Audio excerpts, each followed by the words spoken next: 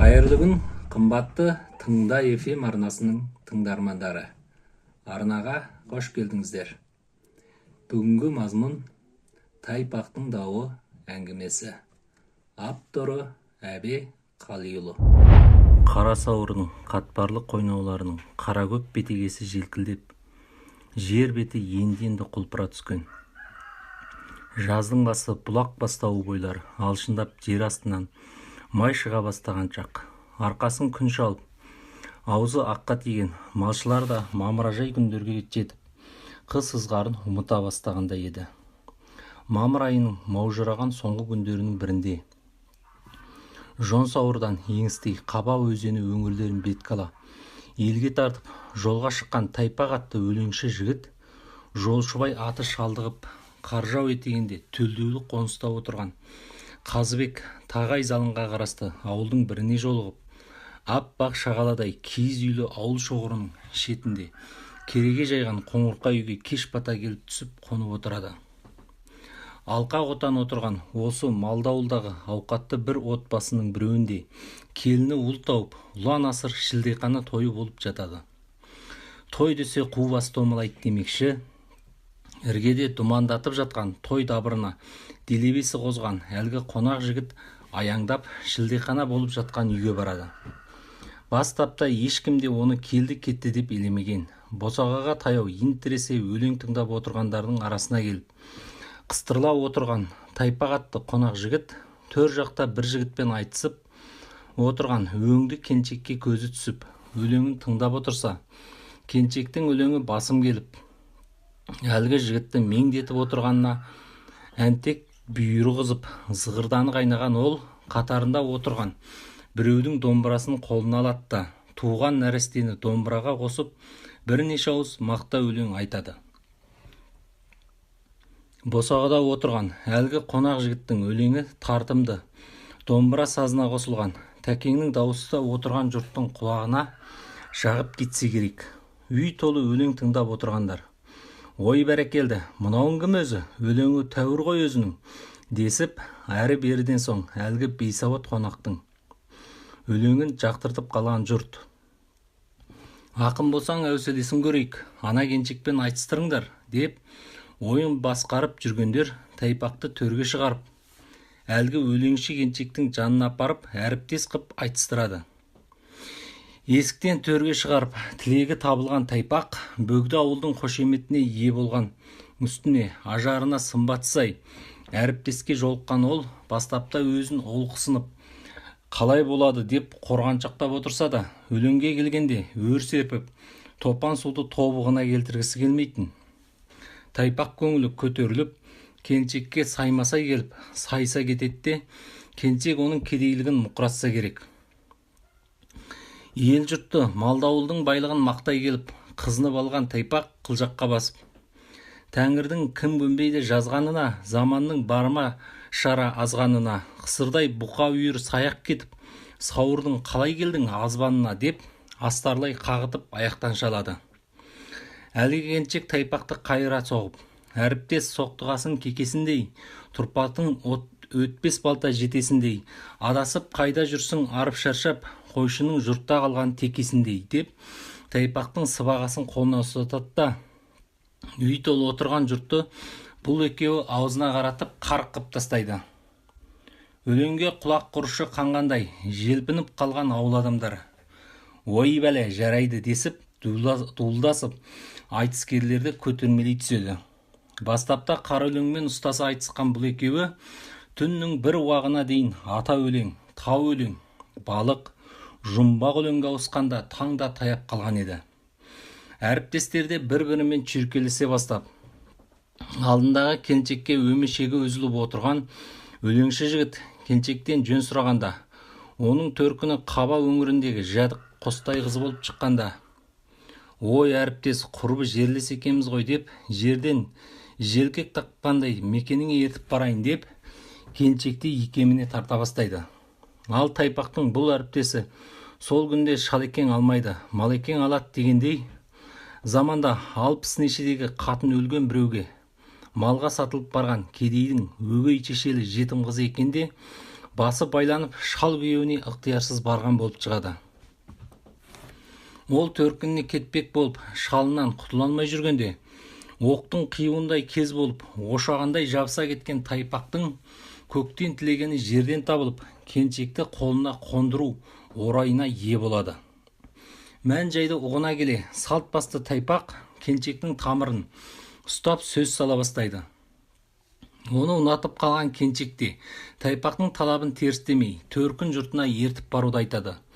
Ала көлеңке шам жарғында айтысып отырған ол екеуі сан шымшып, қол қысып, көңіл қосуға уағдаласады да, осы түнді қолдан бермей, қабаға қарай бірге кетуге қадам қояды. Бұл кезде аяқтап қалған мамыр айының қысқа таңы да қылаңдай бастаған еді.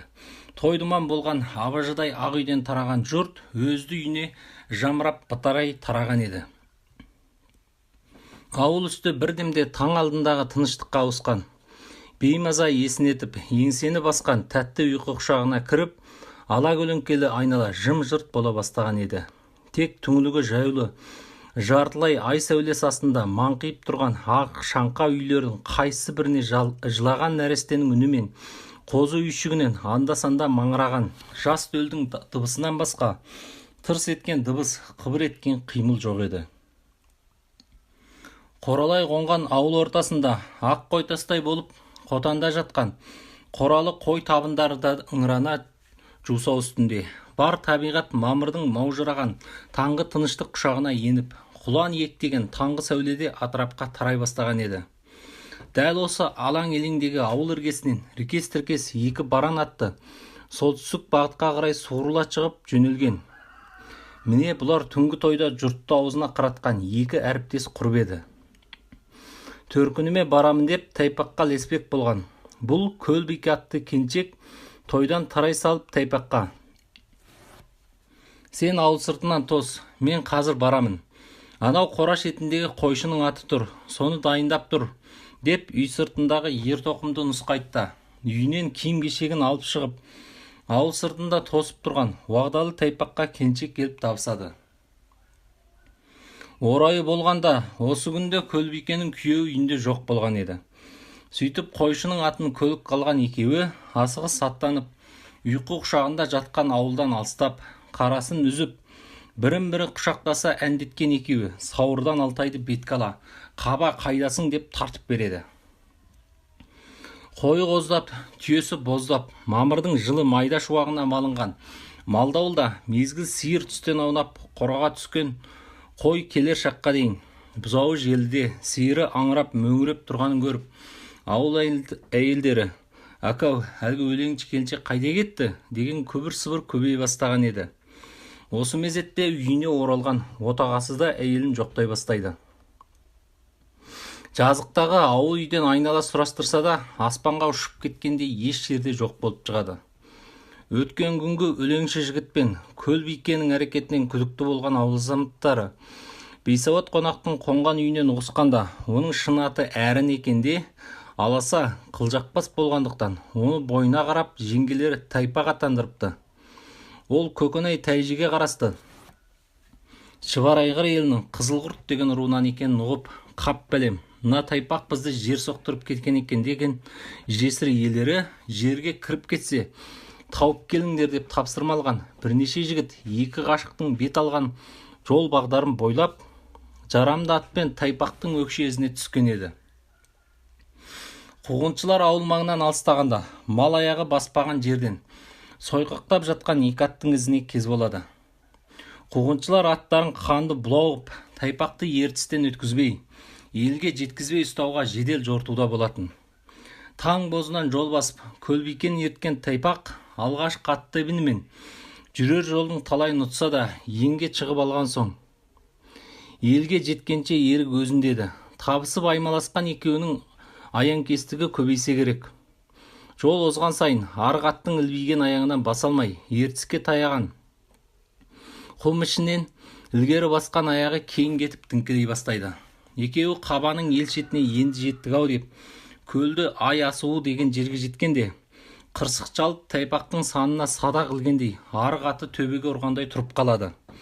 Ендігі жерде арғы атты жолға тастап, мінгескен екеуі ертіске таяй келіп ат жалдырып отырған еді.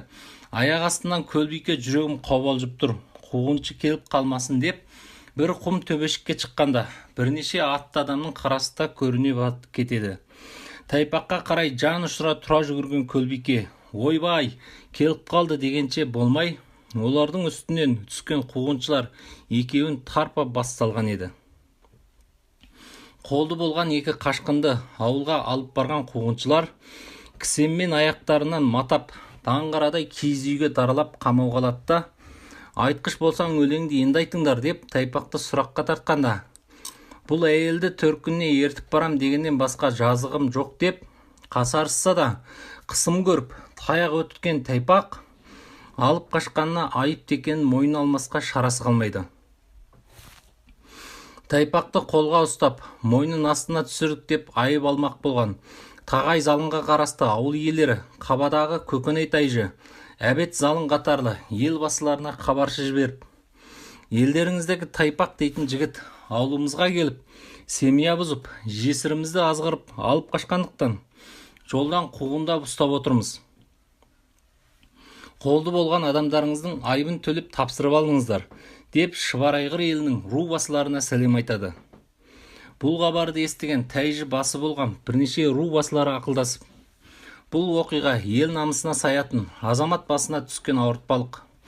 Өзі ыңыршағы шыққан тағыр кедей жалшы, тағыр кедей Тайпақ айыпқа несін төлейді. Бұның дауына тоқыраны жіберейік. Оның осы пәледен құтылуының жолын бір тапса осы тоқыра табады десе де Шұбарайғыр билері. Сонымен Тайпақты ұстап отырған Қазыбек ауылдарына Көкенай, Тайжы, Әлпи дейтін өзінің шабарманы қосып бір рулы елдің талай дау шарына түскен тоқыра шешенді Тайпақтың дауына жібереді.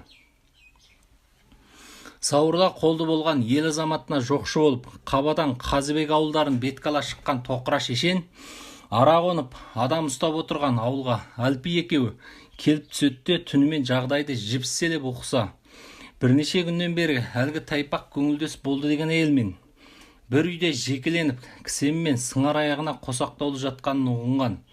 Тоқыра бұлардың жалалы болған әйелді бірге қамап отырғаны қалай деп ойлана келе.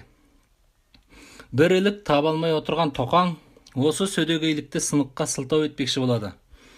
Таңертеңгі шайға дейін серігімен ақыл бірлігіне келген Тоқыра адам ұстап отырған ауыл басыларына сүрен салуды ойлап та болған еді. Ертесі қоналқыда отырған Тоқыра ауыл басылары айттыларды алдыңызға әкелейік дегенде Тоқыра жоқ, олардың мән жайын қамауда жатқан жеріне барғанда көрелік деп сыр білдірместен әкелтпей қояды. Ауыл адамдарымен бірге айыпкерлер жатқан үйге келіп, есікті ашқызғанда қамаудағыларға бізді көрдің бе дегендей. Ашық есіктен бас көрсетіп қайта шыққан Тоқыра бейтаныс әйелге кісенмен қосақтаулы отырған Тайпақты көріп, мырс етіп күліп жіберген. Ол жанындағы Әлпиге, мына бауырыңды ғашығынан құмарға қанғанша қамсыз игіліктендіріп қойған екен дейді мысқылдап. Тоқыраны есіктен көрген жерден таныған Тайпақ, ағатайлар-ай, сіздерді көретін күн болады екен ғой деп қуанғанынан көзінен жас ыршып кетеді. Бұл тұста әлгі киіз үйдің маңына топтасқан адам қараста молая түседі. Қамаудағыларды Тоқыраға көрсетіп, оны айыпқа жығын детпек болған ауыл басылардың біреуі Тоқыраға айып төлемін беріп, адамыңызды босатып алыңыз дейді аптыға сөйлеп. Сонда Тоқыра түсін салып, қанды мойын айыпкер деп қамап отырған мына жігіт біреудің жесірін азғырып алып қашқан сияқты емес, қайта мына жігітті әйелге қосақтап әдейілеп теліп қойған ғой. Айыпқа жықпақ болған жалай емес, мына пәлелерің ер азаматты қатынға қосақтап бірге қамап қойғандарың қайғылық деп киіз үйдің сыртында Тайпақтың аузына сөз сала даусын көтере сөйлеп, топ-тортада бұлан-талан болады. Тоқыраның ойда жоқта ілік тауып, Тайпақты ақтай бастағанына айтары болмай аңтарылып қалған даугерлер. Енді айыпкерлерден ауыз екі жауап алуға кескенде Тоқыра Тайпаққа қатулана. Сен біреудің некелі жесірін азғырып алып қашқаның рас па? Шыныңды айт, жаның барда, дегенде Тайпақ тақсыр-ай, жолдан қуып ұстаған жігіттер байлап матап сабаған соң өлтіріп тастар деп қорыққанымнан алып қаштым дегемін. Мына ел төркініме барамын деген соң ертіп алғаннан басқа жазығым жоқ деп зар қақсаған ол жалтарып алады да, нанбасаңыздар мынаның өзінен сұраңыздар деп жанындағы әйелді нұсқайды. Ал Келіншек те Тайпақтың сөзін онан сайын растап төркін жұртын сағынып жүргенін айтып еңіреп қоя береді. Айыпқа жығындетеміз деп аптыға екіленіп отырған даугерлер амалдан ұтылып сөзден тосыла бастаған тұста тоқыра жанын жалдап жан бағып жүрген азаматымызды жолдан ұстап, ұрып соғып, қатынға теліп масқаралаған мына қылықтарыңа әлен уаң алдына барып жүгінсейік, төр алдына бармай бітіспейміз деп аяқ астынан әлек салған тоқыра қамақтағыларды әтейге қосақтаулы күйінде салып қойып жатып алады.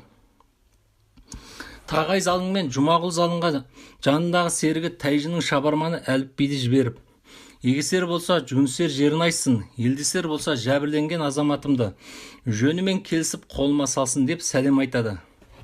Тоқыраның айтқан сәлемін естіген Жұмағұл залың ауылдастарына: жесірің қолына келгені де олжа, енді тоқырамен даулы болма, жолына салда құтыл деп тоқыраны Тайпақпен қосып, ат мінгізіп жолға салғызған екен. Әңгіме ұнаған болса, арнамызға жазылып, лайк басып, жақын туыстарыңызбен, достарыңызбен бөлісе отырыңыздар.